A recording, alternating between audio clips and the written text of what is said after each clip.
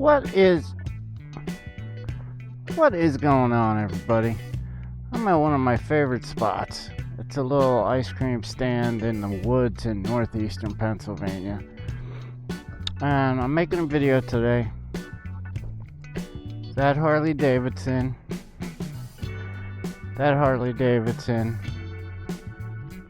way more popular than this Kawasaki. And being a former Harley Davidson owner, I feel like I can talk about it. Now, I'm not saying one is better than the other. I love motorcycles. I love being on two wheels. I like Indian bikes. I like English bikes, American bikes. I love them all. Now, there's definite reasons why you would choose one over the other. Definite reasons why some are better at something, some are better at the other.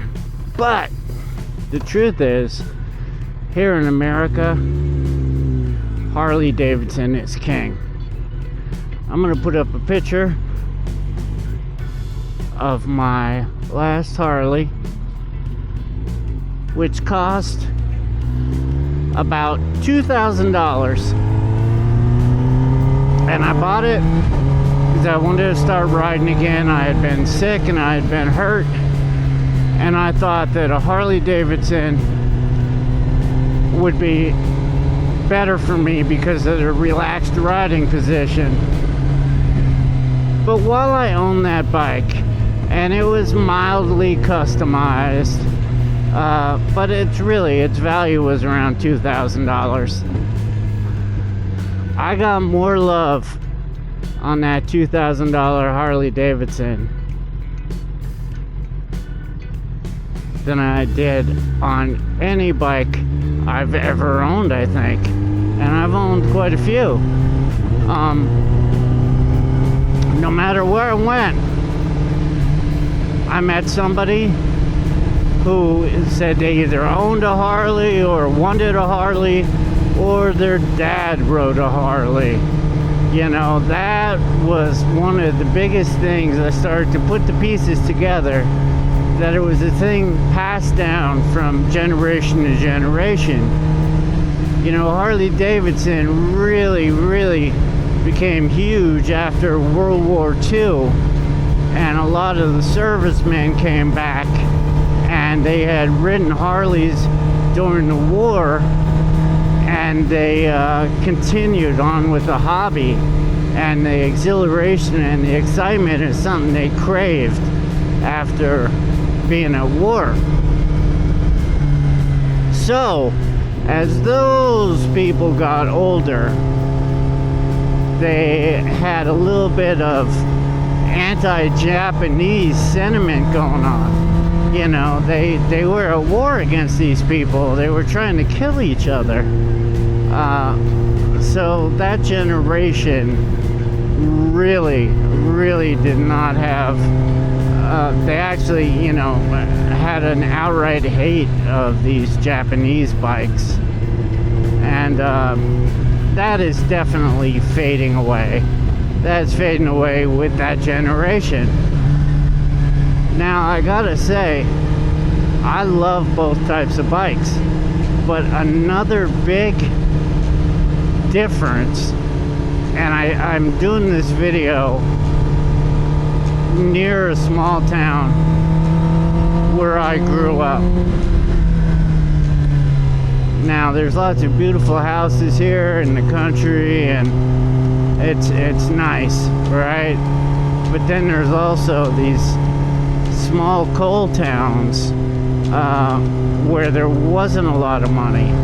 Now, my childhood was great.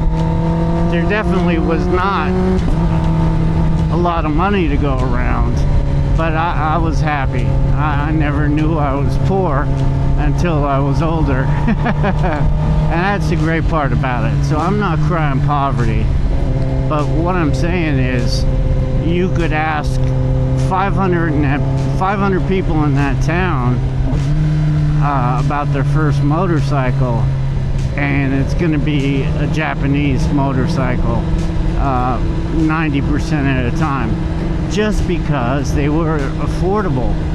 You know, I used to think to myself as a kid, and even as a kid, I had love for anything with two wheels, and I would say to myself, I'll get a Harley when I'm an old man.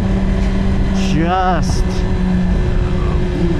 almost 80% of the reason was that you had to have money for a Harley Davidson, but just about anybody could afford a Honda or a Yamaha or a Kawasaki. I also, as a youngster, once I started riding, my first bike was a Yamaha. I knew that these Japanese bikes were lighter and faster and more reliable, which definitely 100% is a selling point to somebody who doesn't have a lot of money. And as a young man, for performance reasons, I wanted to go fast, and I wanted to go fast cheap. I couldn't afford to go fast expensive, you know. So that was, you know, money, performance are two of the huge reasons why Japanese bikes are growing. Yamaha's getting really huge. Harley Davidson, though, is still the king, undisputed king.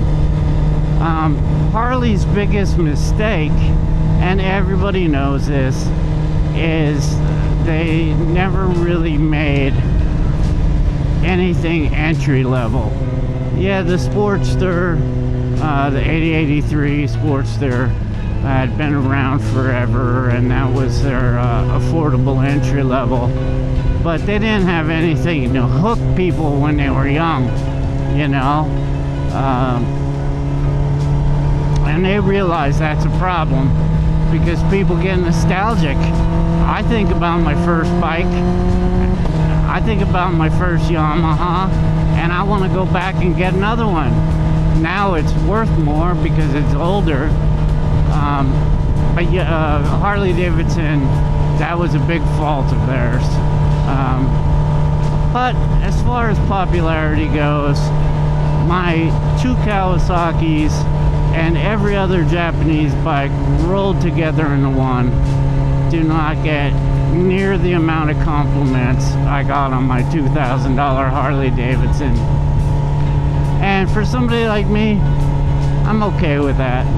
But it was really nice being in the club for a while. And the truth of the matter, the reason I didn't continue on with Harley Davidson, a little bit of the money factor, but I have a really bad back, and this is super comfortable for me.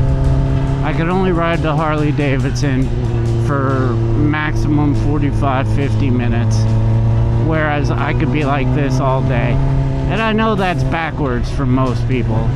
They go the opposite route. This hurts them, and the Harley is super comfy. But that's just how it worked out in my life. And you know what? I'm okay with it, because I'm definitely not done looking for speed. I spend a lot of money on speed. Well, wait a minute. I don't spend a lot of money on that kind of speed. I spend a lot of money on horsepower. So anyway, I think a lot of you will agree, and tell me your opinions. What do you think? I mean, I would love to have both, and I think in the future I may end up with a V-Rod. I'm thinking that if I put mid-controls and a drag bars on it, I might be comfy. You know, it would be similar to this. I don't know. It doesn't, I would have to see. And that's a lot of work and a lot of money for maybe. I would have to try somebody else's. But I love Harley Davidson. I love the company. I do. I just, you know, I think I still want to go insanely fast, and I want the handling. On my Harley Davidson, I used to scrape the pipes because on occasion, I would get tired of just cruising, and I would push it too far. But anyway, I got love for both. Tell me what you think. You have similar experiences with your Harleys and your Japanese bikes, or your Triumphs, or your Ducatis. And there's going to be a lot more to come. I'm doing a lot of work on this girl here, and I'm going to show you guys the whole situation. And if you want to start recording, I'll put a link in the description to the Insta360 RS. That's on the handlebars. I'm using the Ace Pro on my chin right now. Those are the only cameras I use. They're the best out right now, and I would argue that for sure. And when I edit my videos, I do them with CapCut Pro. I was using the free version, but I thought, man, another I think it was $79, maybe $80 I paid for the Pro version. But there's so many features and captions, and like they really load it full of features and stuff. But I'll put a link to that in the description also. They'll give you a free week if you buy it through my link.